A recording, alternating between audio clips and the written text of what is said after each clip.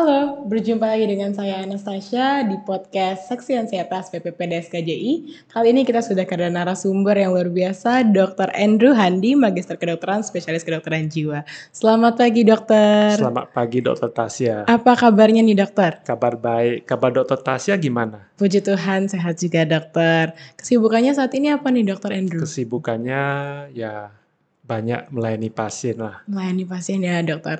Nah, hari ini kita mau bahas satu topik nih, dokter, yang mungkin banyak terjadi di masyarakat, yakni pikun dan cemas. Manakah yang perlu diobati terlebih dahulu?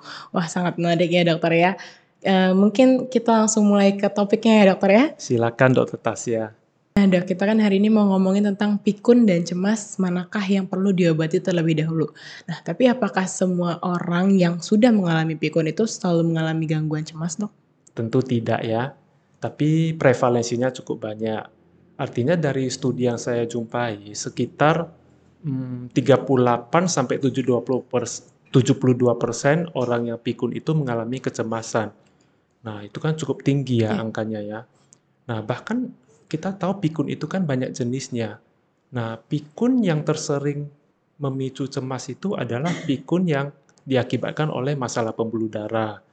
Lalu disusul oleh frontotemporal, pikun yang frontotemporal, lalu pikun yang Parkinson. Nah, kalau pikun yang Alzheimer itu biasanya relatif lebih kecil dibanding yang lain, tapi itu pun mencapai sekitar 40% mengalami kecemasan dari studi yang saya jumpai. Nah, kenapa sih, Dok, dapat terjadi gangguan cemas pada orang-orang yang pikun? Apa sih penyebabnya? Nah, penyebabnya itu ada dari faktor biologi, ada juga dari faktor psikososial.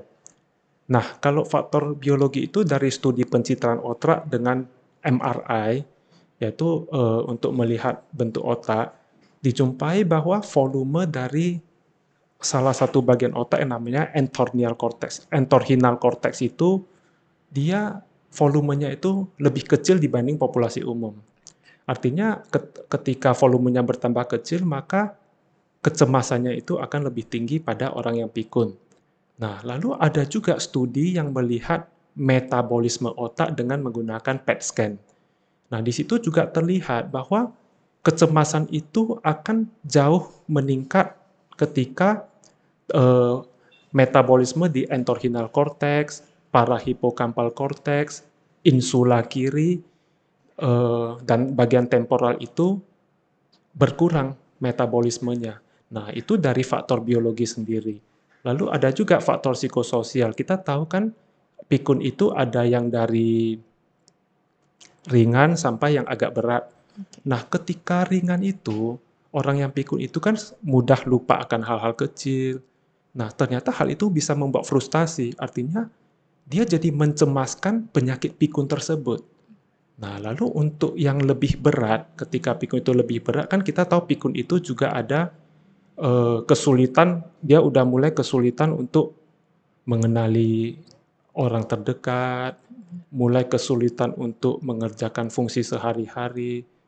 Nah, dan udah penurunan fungsi berpikir yang signifikan. Akibatnya, dia jadi ada kesulitan untuk menginterpretasikan suatu situasi sosial.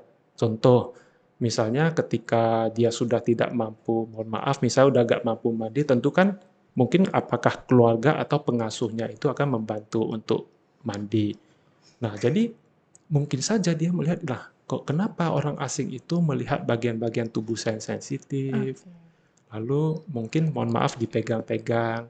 Nah, tentu itu kan bisa meningkatkan respon kewaspadaan, dia merasa terancam, jadi meningkatkan kecemasan. Jadi itulah faktor psikososial yang mungkin timbul ketika seseorang itu mengalami pikun. Oke, tadi dokter sempat mengatakan tentang beberapa faktor penyebabnya ya, dokter ya. Tapi terkait dengan jenis kelamin sendiri nih, Dok. Apakah ada hubungannya jenis kelamin laki-laki atau perempuan terkait dengan prevalensinya mungkin ya, Dok? Mana sih yang lebih sering mengalami gangguan kecemasan disertai dengan pikun pada laki-laki ataupun perempuan? Nah, sebenarnya kalau secara umum ya, ini kita nggak bicara pikun dulu. Kalau secara umum perempuan itu prevalensi kecemasannya lebih tinggi daripada laki-laki. Namun kalau kita melihat secara spesifik, cemas pada kepikunan berdasarkan jenis kelamin, studi yang menilai hal tersebut itu masih sangat sedikit.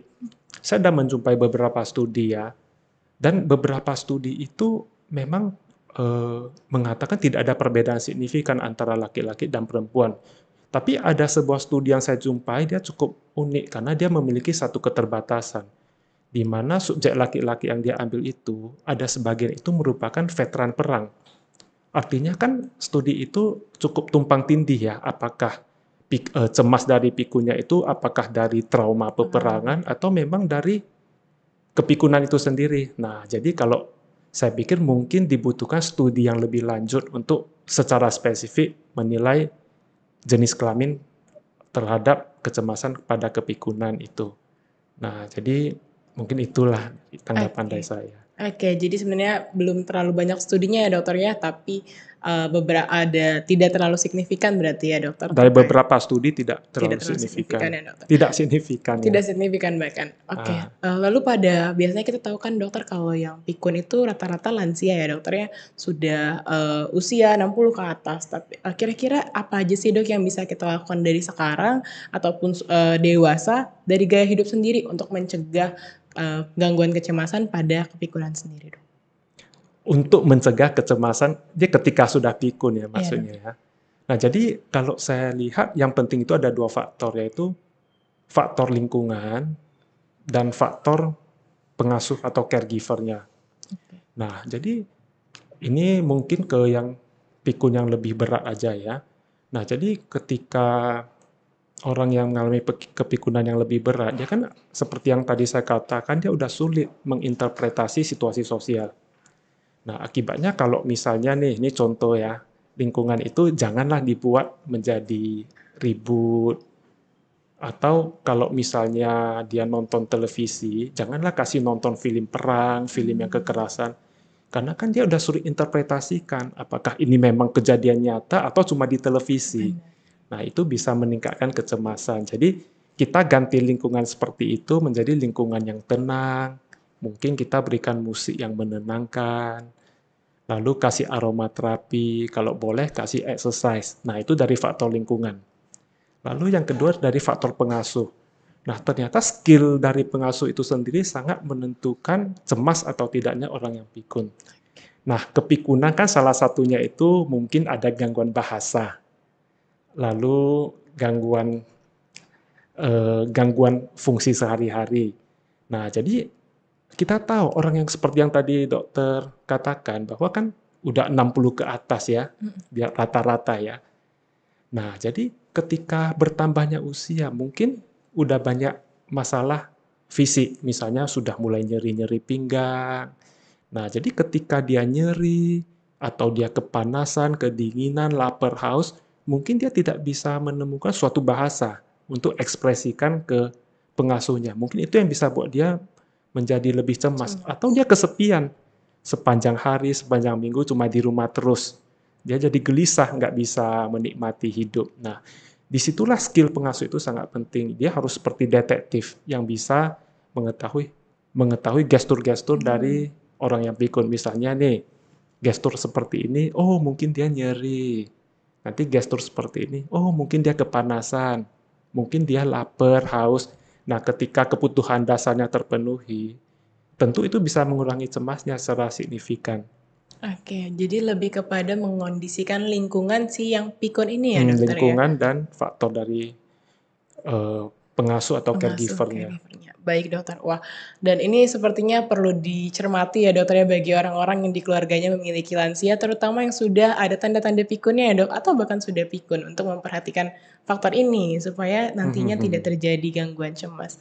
Wah, dan kalau misalnya orang yang sudah mengalami pikun ini dokter disertai cemas, kira-kira harus mengonsumsi obat nggak sih dok? Dan apakah harus jangka panjang atau bahkan seumur hidup dok? Nah, jadi tentu saja kita upayakan dulu tanpa obat. Nah, seperti tadi kan beberapa tips yang saya berikan, faktor lingkungan dan faktor pengasuhnya kalau sudah kita betul-betul perbaiki, masih nggak bisa mengendalikan cemasnya, ya mungkin kita bisa mempertimbangkan psikoterapi.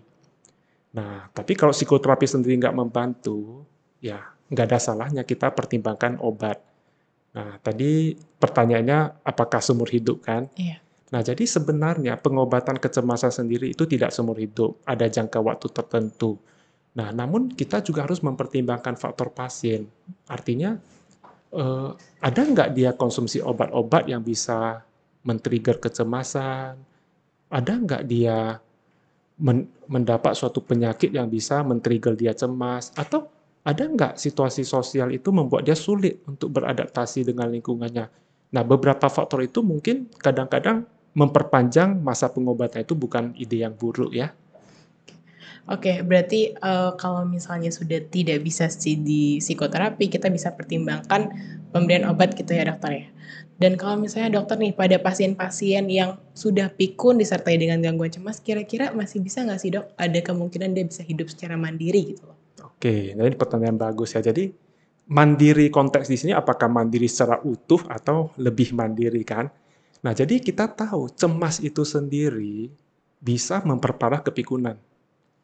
Nah, jadi ketika kita sudah mengendalikan cemasnya, tentu pasien akan lebih mandiri dibanding sebelumnya. Lebih mandiri Lebih ya. mandiri. Nah, tapi kita harus lihat juga faktor pikunnya.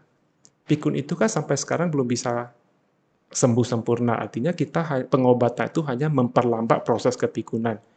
Nah, artinya ketika kepikunan itu semakin lama semakin berat, tentu kemandiriannya pun akan semakin lama semakin berkurang.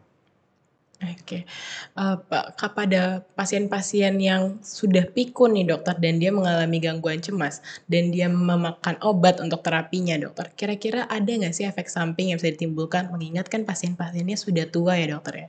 Hmm. Ya, jadi pemberian obat itu, yang namanya obat itu pasti ada efek yang diharapkan dan tentu ada efek samping yang mengikuti. Namun kita harus mengingat bahwa yang namanya efek samping itu ada sesuatu yang belum tentu terjadi kan. Benar, Dok. Nah, jadi artinya biasanya tenaga kesehatan itu tentu meresepkan obat bila ada pertimbangan bahwa manfaat yang dia dapatkan akan jauh melebihi resiko efek samping. Nah, jadi biasanya yang berpengaruh itu adalah berapa dosisnya, lama penggunaan, cara pakai, lalu sensitivitas pasien terhadap obat tersebut. Nah, oleh karena itu kalau sudah mendapat terapi obat-obatan, itu tentu harus dikontrol oleh tenaga kesehatan, cara pakainya, berapa lama, dan lain seterusnya. Oke, berarti lebih kepada pemantauan juga oleh, dokternya sendiri yang memberikan obat itu juga Benar. penting ya, Dokter, ya. Oke, namun perlu diingat bahwa tidak selalu terjadi efek samping itu ya, Dokter, Belum ya? tentu Belum terjadi. tentu ya, baik. Lalu Dokter, kalau misalnya dari mekanisme proses terjadinya ini sendiri, manakah yang lebih dulu? Apakah karena pikun ini orang jadi cemas atau karena dia cemasnya ini baru dia pikun atau merupakan 2 faktor yang berbeda sebenarnya, Dok? Nah, jadi cemas itu sendiri, jadi ini dari hasil studi yang saya temukan juga ya, orang yang cemas itu memiliki resiko 3 kali lipat untuk mengalami pikun bila dibanding dengan populasi umum.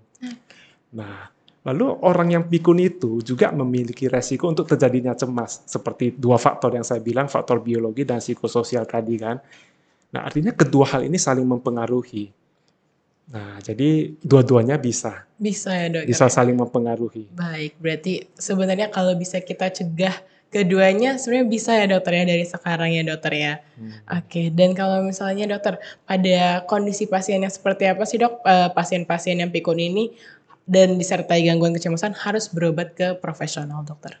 Nah, jadi ketika kecemasannya itu sudah, mohon maaf, sampai gelisah berat, sampai mungkin agresif ke orang, agresif ke diri sendiri, atau merusak-merusak barang, ya itu mutlak harus dibawa ke tenaga kesehatan.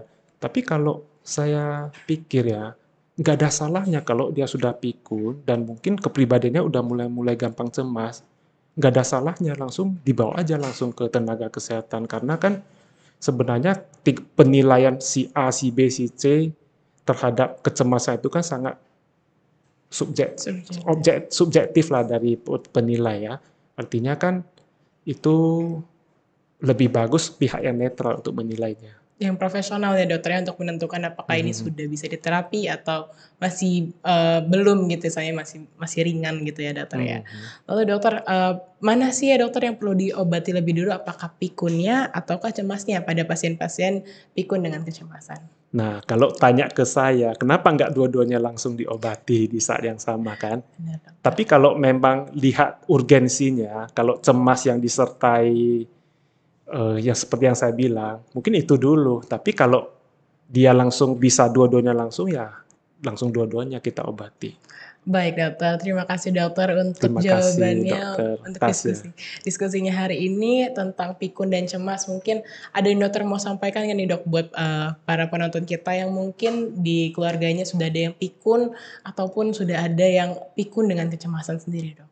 Nah, jadi eh, harus ada keikhlasan lah dalam merawat orang yang dengan kepikunan.